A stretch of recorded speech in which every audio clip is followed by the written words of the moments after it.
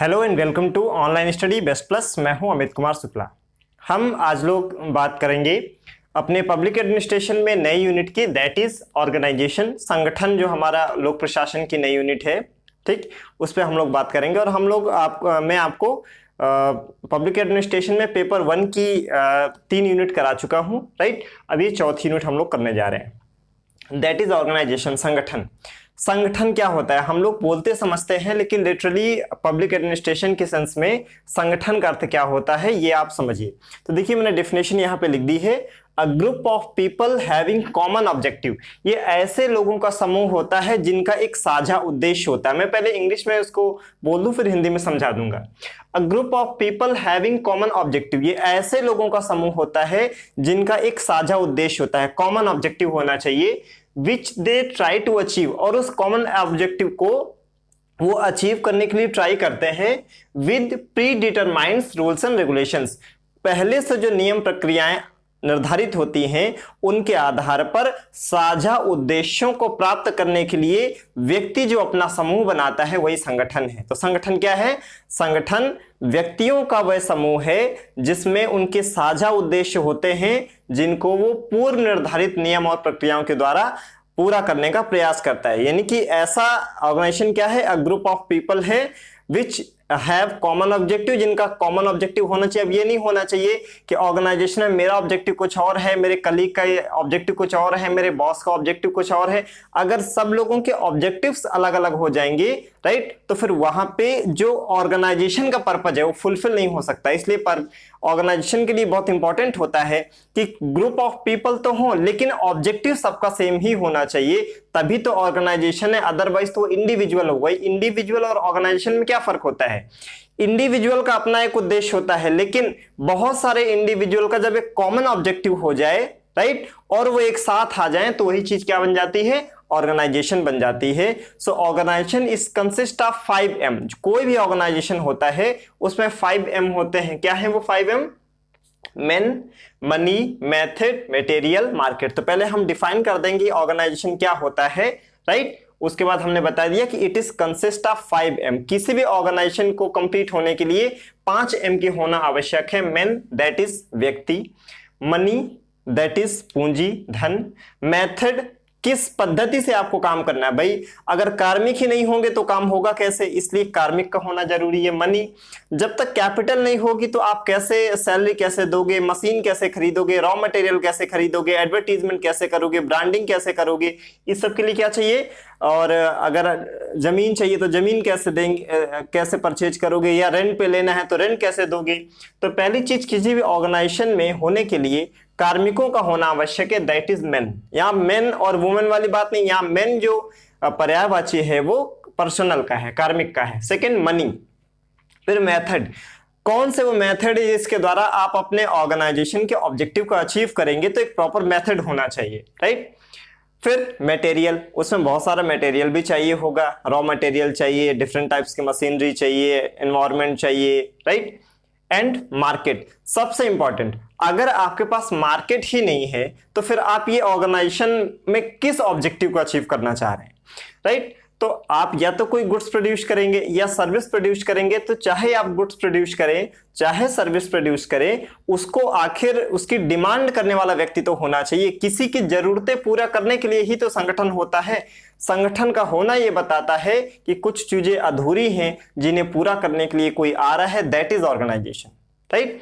तो 5M का होना जरूरी है। अब हम लोग जब ये डिफिनेशन देंगे तो वहीं एक छोटा सा डायग्राम बना देंगे, हम अपने आंसर को वैलिडेट भी कर देंगे। जैसे मैंने ऑर्गेनाइजेशन में आपको क्या था कि ग्रुप ऑफ पीपल है जिनका कॉमन ऑब्जेक्टिव होता है, उस कॉमन ऑब्जेक्टिव को पूरा करने के लिए वो pre determined rules and regulations के आधार पर काम करते हैं। जैसे मान लो मेंटेनिंग लॉ एंड ऑर्डर, विधि व्यवस्था बनाए रखना, ये कॉमन ऑब्जेक्टिव है।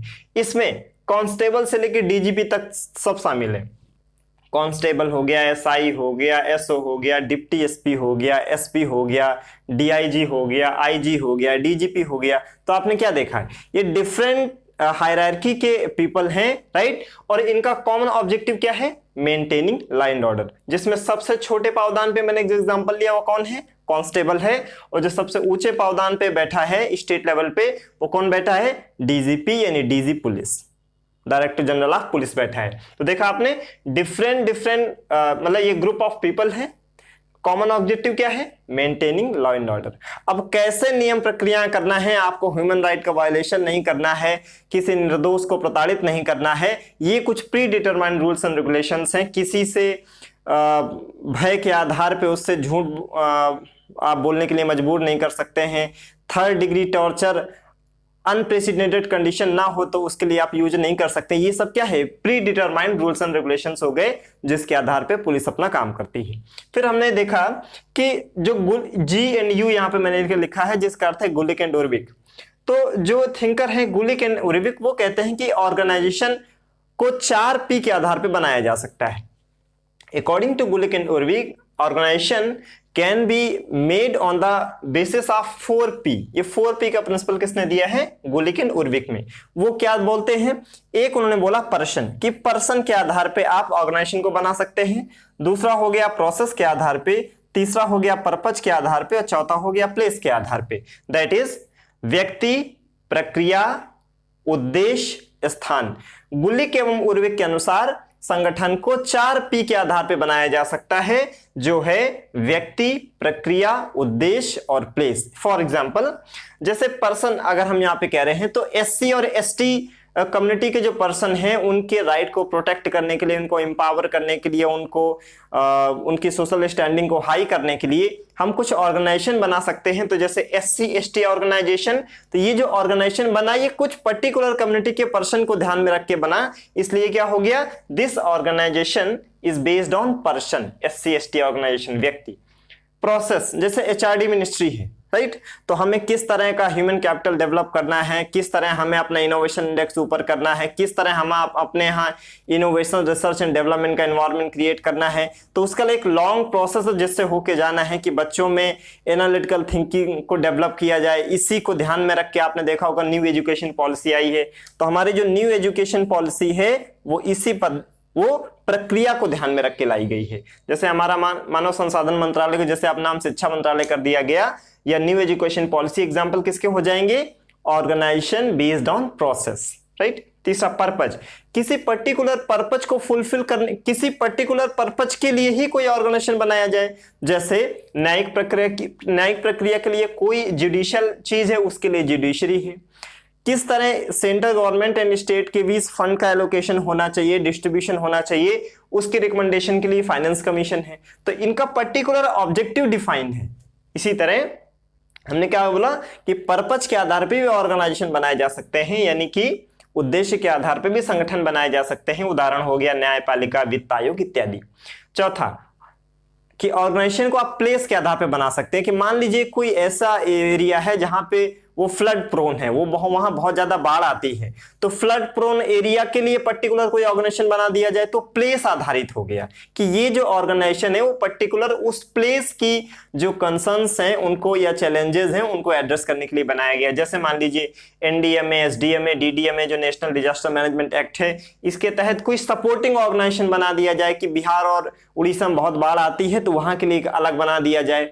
या जो सूखा प्रभावित क्षेत्र उनके लिए आपने सुना होगा कमांड एरिया है ना, पानी पंचायत, तो आपने कमांड एरिया, पानी पंचायत, ये सब आप जो देखते हो ये क्या है कि जो ड्रॉट प्रोन एरिया है, जहां पे सूखा हो सकता है, वहां को दूर करने के लिए कमांड डेवलपमेंट एरिया हो गया, पानी पंचायत हो गया, इस टाइप के ऑर्गेनाइजेशन हो गई। या जहां पे ज्यादा कोई नेचुरल कैलामिटी आती है वहां पे अलग टाइप के ऑर्गेनाइजेशन बनाए जाते हैं। तो गुलिक एंड उर्विक के अनुसार क्या है, संगठन को 4P के आधार पर बना सकते हैं। एक एक करके हमने डिस्कस कर लिया। अब हम लोग आते हैं कि ऑर्गेनाइजेशन जो होता है वो कितने तरह के होते हैं। तो ध्यान रखना है कि ऑर्गेनाइजेशन मोटे तौर पे केवल 2 ही तरह के हो सकते हैं, इनफॉर्मल एंड फॉर्मल। क्या मैंने बोला, ऑर्गेनाइजेशन मोटे तौर पे 2 ही तरह के हो सकते हैं, या तो वो फॉर्मल होंगे या वो इनफॉर्मल होंगे। ठीक है, फॉर्मल को हिंदी में हम लोग बोलते हैं औपचारिक और इनफॉर्मल को बोलते हैं अनौपचारिक। औपचारिक का मतलब होता है कि जिसमें नियम, पद्धति, प्रक्रियाएं और प्राधिकार और पद सोपान क्रम सब पूर्ण निर्धारित होता है, जिसमें परिवर्तन की गुंजाइश बहुत कम होती है, राइट, क्योंकि सब कुछ पहले से ही डिसाइड होता है। तो मैंने क्या कहा, जो फॉर्मल ऑर्गेनाइजेशन होते हैं उनके set of rules, regulations, functions, right, procedure, hierarchy, authority, responsibility is all these things are predefined and predetermined, so there is a very narrow window for any change. On the other hand, in informal organization there is wider window to change accordingly, जैसी जरूरत हो आप वैसा change कर सकते हैं। अगर कोई अनौपचारिक संगठन है, अनौपचारिक संगठन का मतलब हो गया व्यक्ति, परिवार, समाज के जो ऐसे संगठन बना लिए जाते हैं वो अनौपचारिक होते हैं, इनमें तार्किकता कम होती है, भावुकता ज्यादा होती है। जो आपका अनौपचारिक संगठन होगा वो लीगल, रेशनल नहीं, उसमें इमोशन का पक्ष ज्यादा होता है, जबकि जो फॉर्मल ऑर्गेनाइजेशन होते हैं वो रेशनल होते हैं, लॉजिकल होते हैं, राइट, और उनकी जो set of rules and regulations होते हैं वो प्री डिटरमाइंड होने की वजह से उनमें जल्दी से चेंज नहीं हो सकता है, राइट। इतना अभी तक हमने डिस्कस किया। अब एक मैं थोड़ा सा अपने, चूंकि मोबाइल से मैं रिकॉर्ड कर रहा हूं तो एक चीज मुझे करनी होगी कि मे भी नीचे को ना दिख रहा आपको, तो मोबाइल को थोड़ा मैं नीचे कर देता हूं, तो थोड़ा डिस्टर्बेंस होगा आपको।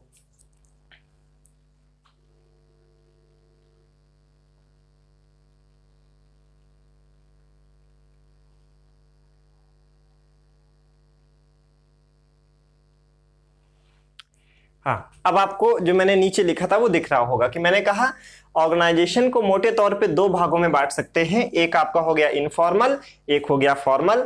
औपचारिक संगठन और अनौपचारिक संगठन। औपचारिक संगठन में क्या खूबियां होती हैं? इसमें पूर्व निर्धारित नियम प्रक्रियाएं होते हैं, predetermined rules and regulations होते हैं, categorically established authority, control, responsibility, hierarchy is there. इसमें स्पष्ट रूप से प्राधिकार, उत्तरदायित्व, पद सोपान क्रम निर्धारित होता है। Which and these things are generally absent in the informal organisation. जबकि जो अनौपचारिक संगठन होता है उसमें इस तरह की जो चीजें होती हैं वो कम होती हैं। फिर हम लोग जब फॉर्मल ऑर्गेनाइजेशन की बात करें तो जो फॉर्मल ऑर्गेनाइजेशन होते हैं वो मोटे तौर पे इतने तरह के हो सकते हैं। जैसे सबसे ऊपर हो गया मंत्रालय, मिनिस्ट्री। मिनिस्ट्री के बाद एक मिनिस्ट्री में कई विभाग हो सकते हैं, मतलब उसके सब सेक्शन हो सकते हैं जिन्हें हम लोग डिपार्टमेंट कहते हैं। तो सबसे बड़ा विभाग का संगठन क्या हो गया? मिनिस्ट्री, मंत्रालय। मंत्रालय का जो सब सेक्शन हो गया, एक मंत्रालय में डिपार्टमेंट हो सकते हैं, तो ये हो गया विभाग। एक विभाग के अंतर्गत डायरेक्टोरेट हो सकते हैं, निदेशालय हो सकते हैं, तो ये हो गया डायरेक्टोरेट। फिर डायरेक्टोरेट के अंदर विंग्स, विंग से छोटा सेक्शन और सेक्शन से छोटा ऑफिस, है ना। तो कभी आप हायरार्की अगर बनाएं तो गलत ना बनाएं, इसलिए आपको पता होना चाहिए। तो हमने क्या कहा, फॉर्मल ऑर्गेनाइजेशन में सबसे बड़ा क्या हो गया? मंत्रालय। उसके बाद विभाग, विभाग के बाद निदेशालय, निदेशालय के अंदर प्रशाखा, प्रशाखा के अंदर सेक्शन, ठीक है, सेक्शन को अनुभाग बोलते हैं, सेक्शन ऑफिसर, अनुभाग अधिकारी, और उसके बाद कार्यालय।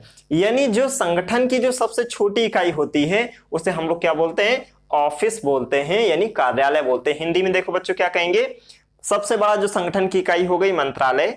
एक मंत्रालय में कई डिपार्टमेंट हो सकते हैं, विभाग, विभाग के बाद निदेशालय, निदेशालय के बाद प्रशाखा, प्रशाखा के बाद अनुभाग, और अनुभाग के बाद कार्यालय। इसके अलावा भी और जो ऑर्गेनाइजेशन होते हैं, जैसे बोर्ड हो गया, ब्यूरो हो गया, कमीशन हो गया, अथॉरिटी हो गया, काउंसिल हो गया, इंडिपेंडेंट रेगुलेटरी अथॉरिटी IRA हो गया। इंडिपेंडेंट मतलब उसमें जो हमारी सरकार होती है उसका हस्तक्षेप बहुत कम होता है। जैसे आपने देखा होगा कि सेबी हो गया, इरडा हो गया, NHAI हो गया, राइट। ये सब क्या है? लगभग इंडिपेंडेंट बॉडीज हैं, राइट। और फिर कुछ ऑर्गेनाइजेशन ऐसे हो सकते हैं जहां पे सरकार और प्राइवेट दोनों का सहयोग हो, यानी पब्लिक प्राइवेट पार्टनरशिप के आधार पे जो ऑर्गेनाइजेशन होते हैं। अगर इनके हम हायरार्की बनाना चाहें तो देखो कैसे बन जाएगी। फॉर इंस्टेंस, अगर हम सरकार एक ऑर्गेनाइजेशन के रूप में ले तो सबसे ऊपर कौन बैठा है? जो डिफैक्टो हेड होता है हमारे गवर्नमेंट का, that is prime minister. Prime minister के नीचे कौन होती है? जो कैबिनेट होती है। कैबिनेट के नीचे फिर मंत्रालय होंगे, मंत्रालय के नीचे कौन होंगे? डिपार्टमेंट, डिपार्टमेंट के नीचे डायरेक्टोरेट, निदेशालय, निदेशालय के नीचे विंग्स, प्रशाखा, प्रशाखा के नीचे सेक्शन, अनुभाग, और अनुभाग के नीचे ऑफिस यानी कि कार्यालय। तो ये हायरार्की होती है, यहां से इनपुट मिलते मिलते मिलते मिलते फाइनली इनपुट पहुंचता है पीएम के पास में, और पीएम की जो अपनी कैबिनेट के जो मेंबर हैं उनके साथ डिस्कशन करके फाइनल कॉल ली जाती है, और फिर उनको इंप्लीमेंट करने की जिम्मेदारी ऊपर से नीचे तक इस तरह आती है। तो यहां से क्या होता है, सरकार को इनपुट मिलता चला जाता है और यहां पर जो फाइनली डिसाइड किया गया उसकी इंप्लीमेंट करने की जिम्मेदारी आती है। अब ये भी बच्चों ध्यान रखना है कि जो मिनिस्ट्री और डिपार्टमेंट और डायरेक्टोरेट है, इसमें थोड़ा सा डिफरेंस कहां पे और भी आ जाता है, वो ये है कि जो मिनिस्ट्री होती है वो पब्लिक पॉलिसी का फॉर्मुलेशन करती है, मंत्रालय क्या करता है, नीति का निर्माण करता है ना, और जो डिपार्टमेंट होता है वो उसका इंप्लीमेंटेशन करता है, और डायरेक्टोरेट भी क्या करता है, उसका पॉलिसी का इंप्लीमेंटेशन करता है। तो ध्यान रखना, जो मंत्रालय होता है वो नीति के निर्माण से संबंधित होता है, राइट, नीति के निर्माण प्रक्रिया से संबंधित होता है। हालांकि इंडिया में सेपरेशन ऑफ पावर बहुत क्लियर कट नहीं हुआ है, तो मिनिस्टर जो होता है हमारा वो कार्यपालिका का भी सदस्य होता है और विधायिका का भी सदस्य होता है, लेकिन जो भी पॉलिसी बनी है वो उसको इंप्लीमेंट मंत्रालय नहीं करता, एक्चुअली उसको इंप्लीमेंट जो करने वाली बॉडी होती है वो डिपार्टमेंट और डायरेक्टोरेट। अगर बहुत नक्सल में जाएं तो किसी भी पब्लिक पॉलिसी को जो इंप्लीमेंट सही से बॉडी करती है दैट इज डायरेक्टोरेट, और जिसका हेड कौन होता है, डायरेक्टर होता है। कई बार हम जब छोटे थे तो सोचा करते थे कि सचिव बड़ा होता है कि डायरेक्टर बड़ा होता है, राइट, वो बहुत बाद में पता चला। ध्यान रखना है कि जो सबसे बड़ा संगठन होता है मिनिस्ट्री, उसका जो हेड होगा वो हमेशा एक राजनीतिक व्यक्ति होगा, और जिसको हम लोग बोलते हैं वो मंत्री होगा, ठीक है, इसका राजनीतिक प्रमुख एक मंत्री होता है। फिर क्या होगा, उसके अंदर डिपार्टमेंट होंगे, डिपार्टमेंट का जो हेड होगा वो सदैव ही कोई एक सीनियर आईएएस ऑफिसर होगा, सचिव होगा, ऐसा सदैव नहीं, इन जनरल जो होता है वो किसी भी डिपार्टमेंट का जो हेड होता है वो एक सेक्रेटरी होता है, जो कि जनरली एक सीनियर मोस्ट आईएएस ऑफिसर होता है। लेकिन ऐसा जरूरी नहीं कि आप सचिव होने के लिए आपको सीनियर आईएएस ऑफिसर होना जरूरी है, क्योंकि अब आप देख रहे होगे सरकार लेटरल एंट्री के द्वारा जो मार्केट में टैलेंट पूल है उसको नर्चर करने के लिए वो directly joint secretary, deputy secretary की वैकेंसी भर रही है, और यही जो ज्वाइंट और डिप्टी सेक्रेटरी हैं यही प्रमोट होकर सेक्रेटरी बन जाएंगे। तो मैं कह रहा हूं इन जनरल ये होता है कि जो सचिव होता है वो सीनियर मोस्ट आईएएस ऑफिसर होता है, बट ये कोई ऐसा नहीं है कि कोई अगर आईएएस ऑफिसर नहीं है तो सचिव नहीं हो सकता, हो सकता है। तो मंत्रालय का प्रमुख हमेशा एक राजनीतिक व्यक्ति होगा, राइट, और वो उसको हम लोग मिनिस्टर या मंत्री बोलेंगे। जो विभाग का प्रमुख होगा वो एक सचिव कहलाता है, और जो डायरेक्टर का हेड होता है उसे हम लोग निदेशक कहते हैं, यानी कि उसे हम लोग डायरेक्टर बोलते हैं। और इस तरह फिर हमारे बाकी चीजें चलती हैं। अब जैसे यहाँ पे हमको ये पता होना चाहिए बोर्ड में और ब्यूरो में क्या डिफरेंस है, दोनों की खूबियां क्या हैं, बोर्ड अच्छा है कि ब्यूरो है, तो चलिए उसके बारे में थोड़ा डिस्कस कर लेते हैं। तो देखिए, जो हमेशा ये डिस्कशन का पॉइंट रहा है कि हमें किस टाइप के ऑर्गेनाइजेशन को ज्यादा तवज्जो देना चाहिए, बोर्ड टाइप ऑर्गेनाइजेशन या ब्यूरो टाइप ऑर्गेनाइजेशन।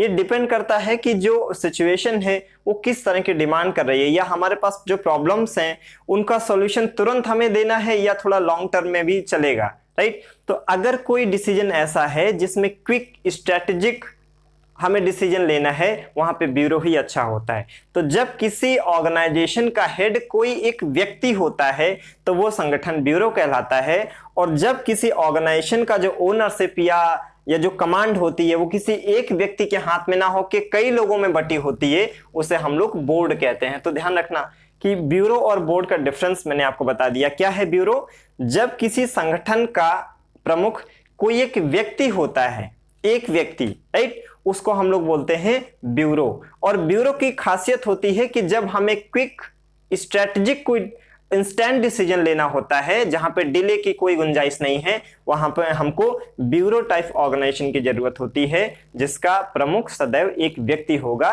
राइट।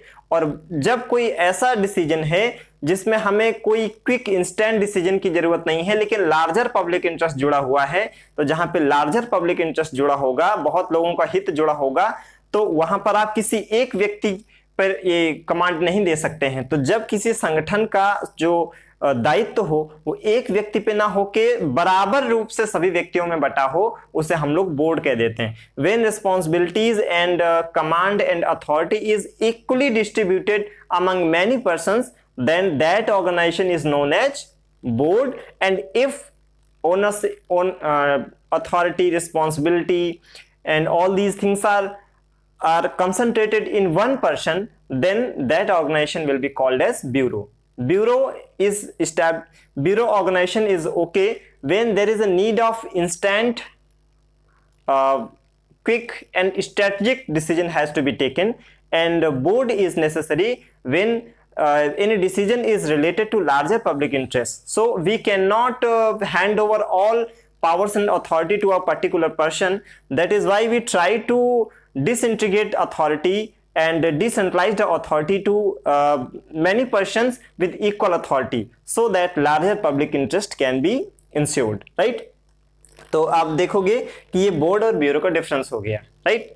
तो ब्यूरो अच्छा होगा या बोर्ड अच्छा होगा, ये डिपेंड करता है। अब उसमें कुछ इसकी खूबियां हैं ब्यूरो की खूबी ये है कि पहली चीज, इसमें इनोवेशन करने का एक मोटिवेशन मिलता है। उसका रीजन क्या होता है कि आपको कोई रोक टोक वाला नहीं है, आप उस विभाग के, आप उसके प्रमुख हो, इसलिए innovation and out of the box thinking को मोटिवेशन मिलता है। नंबर 1, डिसीजन क्विक होता है। क्विक डिसीजन होता है अर्थात डिले कम होगा, और उसमें ठीक है, एक ये हो गया।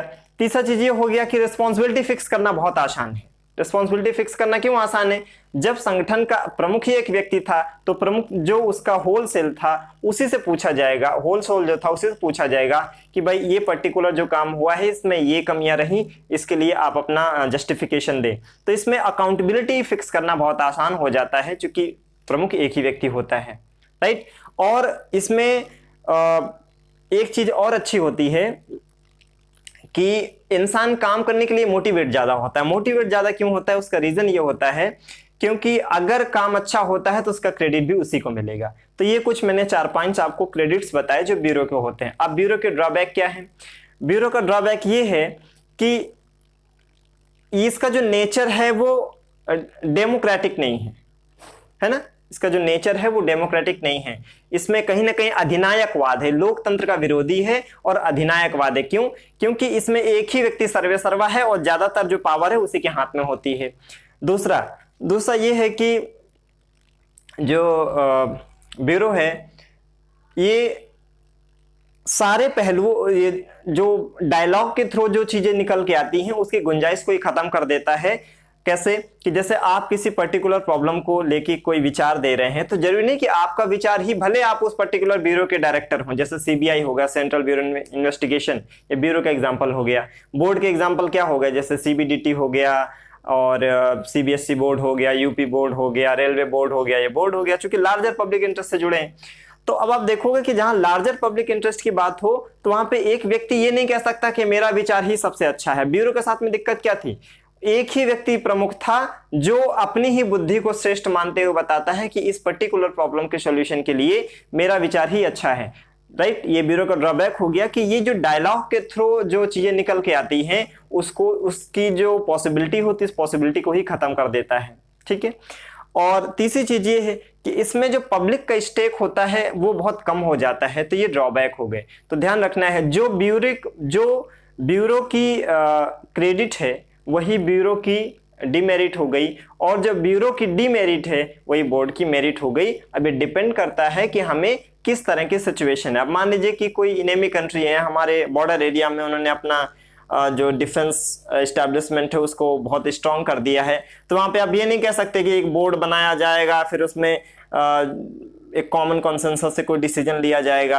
तो आप देखोगे जो डिफेंस रिलेटेड डिसीजंस होते हैं, राइट, उनमें बोर्ड नहीं ब्यूरो टाइप का। जैसे आप देखोगे कि अभी हमारे यहाँ हमारे डिफेंस फोर्सेस, आर्म फोर्सेस में एक नई पोस्ट बनाई गई, chief of defence staff, CDS, right? तो सीडीएस क्यों बनाया गया? सीडीएस का जो नेचर है वो ब्यूरो टाइप का ही है कि डेमोक्रेसी हर जगह ठीक नहीं होती है। अगर हमारे डिफेंस में ब्यूरोक्रेसी होगी तो हमारे डिफेंस को मार देगी, राइट? तो जो सीडीएस होना चाहिए वो कहते हैं सबका बाप होना चाहिए, चाहे वो जनरल हो, चाहे वो आपका नेवी का चीफ हो, चाहे वो एयर चीफ मार्शल हो, चाहे वो एडमिरल हो, चाहे वो जनरल हो, सबका जो बाप होगा वो सीडीएस होगा। क्यों? डिफेंस में जो जूनियर होते हैं उनसे एक्सपेक्ट किया जाता है कि अपने सीनियर की कमांड को ऐसे माने जैसे पिता अपने पुत्र को कोई निर्देश देता है, राइट? तो चूंकि जो डिफेंस फोर्सेस हैं उनमें आपको क्विक इंस्टेंट स्ट्रेटेजिक डिसीजन लेना होता है, तो भले उनके नाम में ब्यूरो नहीं है, लेकिन उनका जो कार्य करने का तरीका होता है वो ब्यूरो टाइप का ही होता है। लेकिन जहां पे बहुत सारे लोगों का स्टेक और इंटरेस्ट जुड़ा होगा वहां बोर्ड टाइप का ऑर्गेनाइजेशन होगा। जैसे बच्चों की पढ़ाई लिखाई से संबंधित है तो आपका यूपी बोर्ड हो गया, सीबीएसई बोर्ड हो गया।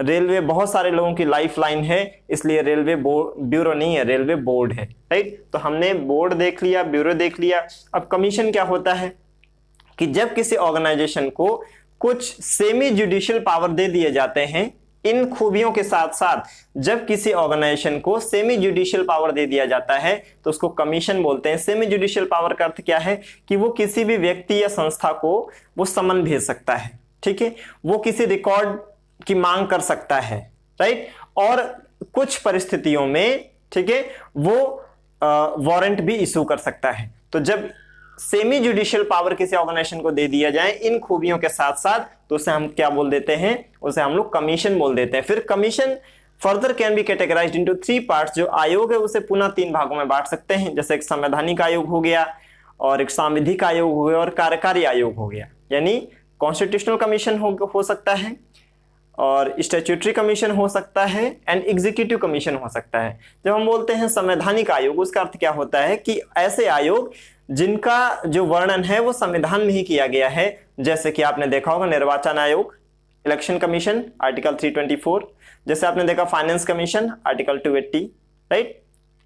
तो ये सब क्या हो जाएंगे आपका, ये हो गया आपका कॉन्स्टिट्यूशनल कमीशन। अब स्टैट्यूटरी कमीशन क्या हो गए, ऐसे आयोग जिनका जो गठन है वो किसी सरकार के अधिनियम के द्वारा हुआ है। जैसे आपका मान लीजिए एनएचआरसी हो गया, नेशनल ह्यूमन राइट कमीशन हो गया, है ना, और